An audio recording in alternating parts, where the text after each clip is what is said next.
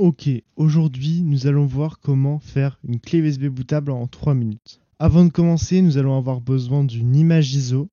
Je vous expliquerai plus tard qu'est-ce que c'est. Nous allons avoir besoin du logiciel Rufus et surtout nous allons avoir besoin d'une clé USB.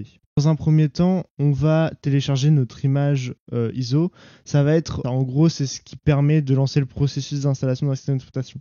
Donc moi j'ai choisi Debian, mais vous pouvez très bien choisir Windows ou quoi que ce soit. Il vous suffit juste de télécharger, il vous suffit juste de chercher par exemple ISO Windows sur Google et normalement vous êtes censé le trouver. Ce sera un lien Microsoft. Voilà, je vous conseille de télécharger toujours depuis les sites officiels.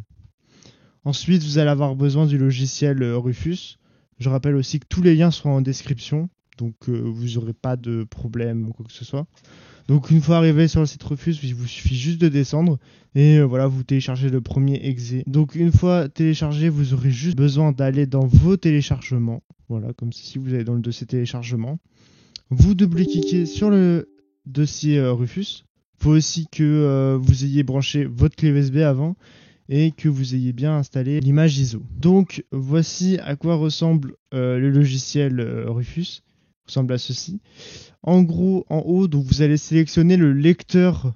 Donc vous allez faire attention à bien sélectionner la bonne clé USB parce que si vous sélectionnez la mauvaise clé USB, ça va la formater. Ici, voilà, on choisit type de démarrage, vous laissez par défaut. Et ici, vous allez faire sélectionner. Et là, vous allez sélectionner votre ISO. Donc, une fois cela fait, vous n'avez plus qu'à cliquer sur le bouton démarrer. Une fois que vous avez cliqué sur le bouton démarrer, ça va vous afficher ça, vous faites OK.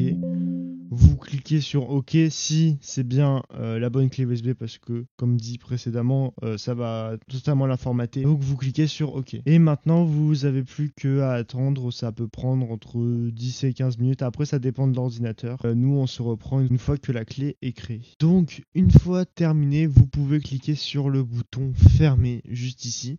Et vous allez pouvoir retirer votre clé et pouvoir installer le système d'exploitation que vous vouliez. J'espère que ce tuto vous a plu. Si vous a plu, n'hésitez surtout pas à lâcher un petit like. Et moi, je vous dis à la prochaine pour un autre tuto.